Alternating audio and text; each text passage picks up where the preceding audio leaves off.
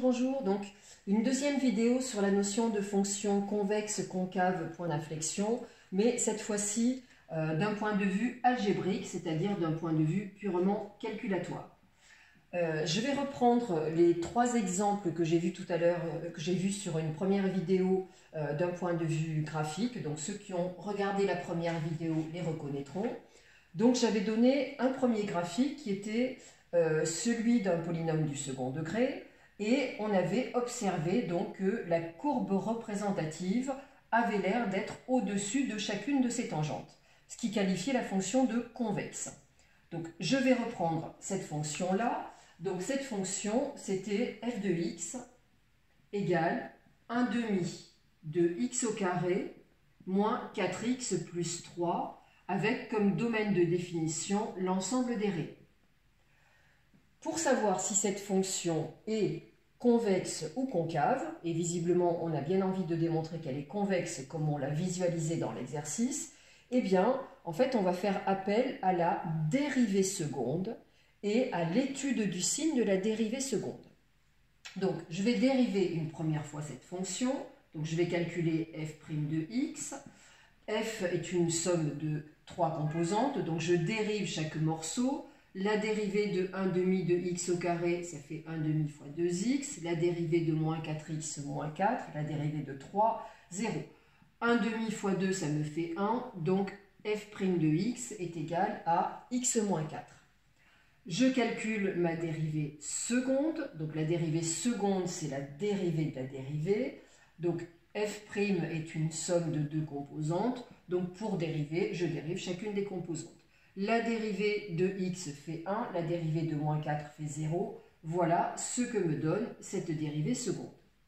Et je mettrai en place le théorème à la fin de ce cours. Eh bien, la notion de convexité-concavité va être reliée très directement au signe de f seconde. Ici, je m'aperçois que f seconde de x est positif pour tout x de R, eh bien, lorsque la dérivée seconde sera positive sur un intervalle, cela va qualifier la fonction f de convexe. Donc f est convexe sur l'intervalle, enfin sur l'ensemble R. C'est ce qu'on avait visualisé sur le graphique. Voilà pour ce premier exemple. Deuxième exemple, j'avais pris aussi un polynôme du second degré, mais dans la vidéo précédente, on n'avait travaillé que sur la représentation graphique, donc je n'avais pas donné l'expression du polynôme, et on avait observé que la courbe avait l'air d'être en dessous de chacune de ces tangentes, ce qui qualifiait cette fonction de concave. Pour le démontrer, donc le théorème sera écrit par la suite, eh bien, il va falloir que je calcule la dérivée seconde de f et que j'étudie le signe de cette dérivée seconde. Donc cette fonction f, c'était f de x égale moins x au carré plus 2x plus 4, son domaine de définition R. Donc je dérive une première fois cette fonction. Ça voudra dire d'ailleurs que dans le théorème, il faudra qu'une fonction soit deux fois dérivable pour qu'on travaille sur cette notion de fonction convexe, fonction concave.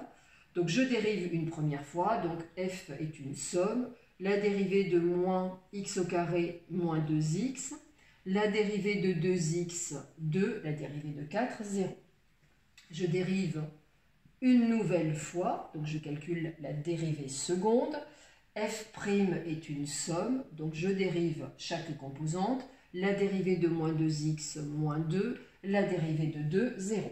Voilà ce que je trouve pour la dérivée seconde.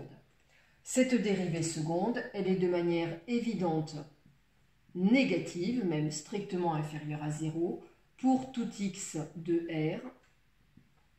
Et je verrai dans le théorème tout à l'heure que lorsque la dérivée seconde est négative, eh bien, la fonction f est concave sur R. Voilà, ce qui est tout à fait en accord avec notre observation graphique. Voilà pour ce deuxième exemple. Le troisième exemple était une fonction du troisième degré, dont je vais remettre en évidence la courbe de ma première vidéo, donc courbe qui est un petit peu embrouillée, puisqu'il y a pas mal de tracés qui sont faits dessus. Donc cette fonction, tout à l'heure, je l'avais masquée, je vais la donner juste après, et on avait observé, donc on s'était limité au graphique sur l'intervalle moins 0,5, 4, je vais même le faire sur R dans mon étude algébrique, eh bien, on avait observé que sur l'intervalle moins 0,5, 2, la courbe avait l'air d'être en dessous de ses tangentes, donc la fonction avait l'air d'être concave, et sur l'intervalle 2, 4, la courbe avait l'air au-dessus de chacune de ses tangentes, et donc la fonction avait l'air d'être convexe.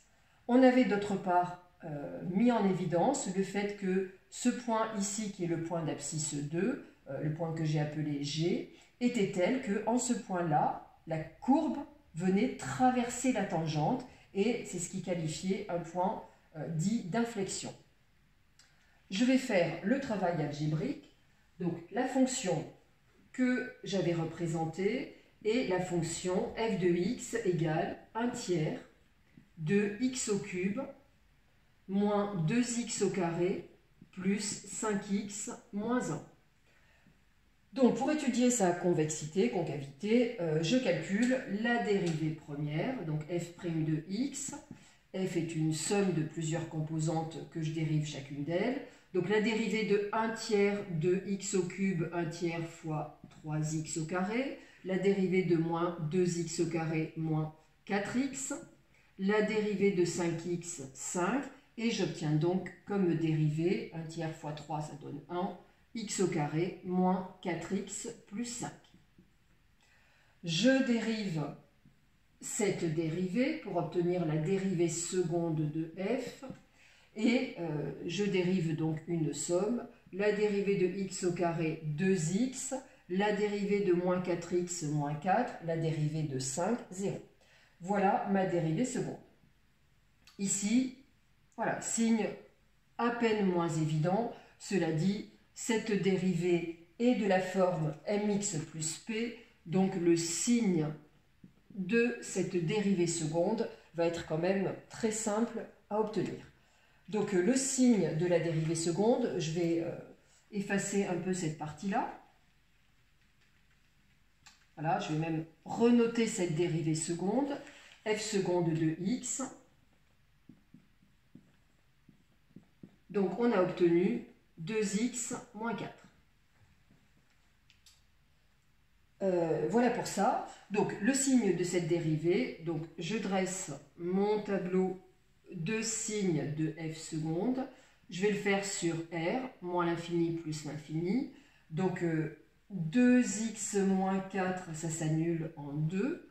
Donc ici, je viens mettre le 0. Le coefficient directeur de cette fonction affine 2x moins 4, c'est 2.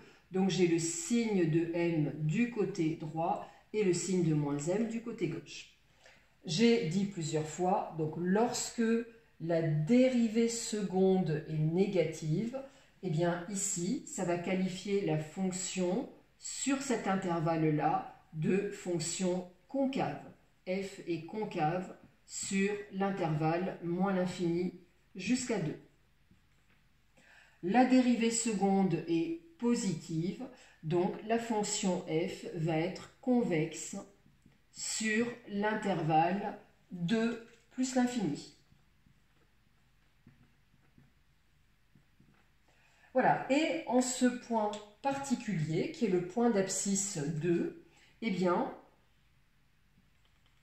on avait dit que point d'inflexion, d'un point de vue graphique, ça voulait dire que la courbe traversait la tangente, ou autrement dit, qu'on passait de concave à convexe ou de convexe à concave. Donc c'est exactement le cas. Avant 2, la fonction est concave, après 2, la fonction est convexe. Donc le point d'abscisse 2 est un point d'inflexion. Est un point d'inflexion. Donc d'un point de vue algébrique, la recherche de fonction convexe, fonction concave, point d'inflexion, eh bien c'est directement relié à l'étude du signe de la dérivée seconde, donc dérivée de la dérivée. Et une fois qu'on possède le tableau de signes de la dérivée seconde, eh bien on en déduit tout ce qu'on veut au niveau de ces notions convexes, concaves, point d'inflexion. Voilà, un petit point écrit, donc le théorème qui va avec ces notions-là. Donc ça demande à ce qu'on ait une fonction, soit f, fonction 2 fois dérivable sur i, 2 fois dérivable sur i, si f seconde est positive sur i, positive ou nulle, alors f est convexe sur i. D'ailleurs, dire que f seconde est positive, c'est la même chose que de dire f' est croissante. Donc là, hop, je vais mettre que c'est pareil que de dire si f' est croissante sur i. Puisque je rappelle que l'étude du signe d'une dérivée détermine le sens de variation d'une fonction. Donc là, f seconde, c'est la dérivée de f', et donc si la dérivée de f' est positive, ça veut dire que f' est croissante. Si f seconde est négative, inférieure ou égale à 0 sur i, alors f est concave sur i. Donc même chose ici, quand je parle de la dérivée seconde négative, je pourrais remplacer cette donnée-là par si f' est décroissante sur i, puisque si la dérivée de f' est négative, ça veut bien dire que f' est décroissante. Donc la convexité-concavité, je relie au signe de la dérivée seconde ou aux variations de la dérivée première. Et au niveau du point d'inflexion, je vais effacer cette partie-là parce que j'ai plus de place. Donc au niveau du point d'inflexion, il faudra que la fonction passe de concave à convexe ou de convexe à concave. Donc je vais avoir ce besoin-là si f seconde s'annule et change de signe. Il est impératif qu'il y ait ce changement de signe de la dérivée seconde pour que justement la fonction puisse passer de concave à convexe ou de convexe à concave. Donc si f seconde s'annule et change de signe en un réel a, alors le point de CF d'abscisse petit a est un point d'inflexion.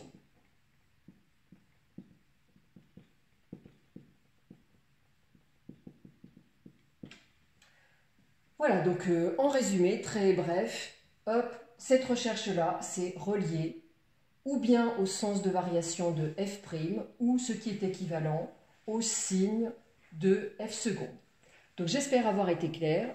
Là aussi, si vous avez aimé cette vidéo, si elle vous aide, eh bien, je vous demanderai de me faire un petit like et puis un petit commentaire qui va avec pour me permettre voilà, d'améliorer mes vidéos s'il y a besoin de le faire. Merci à vous.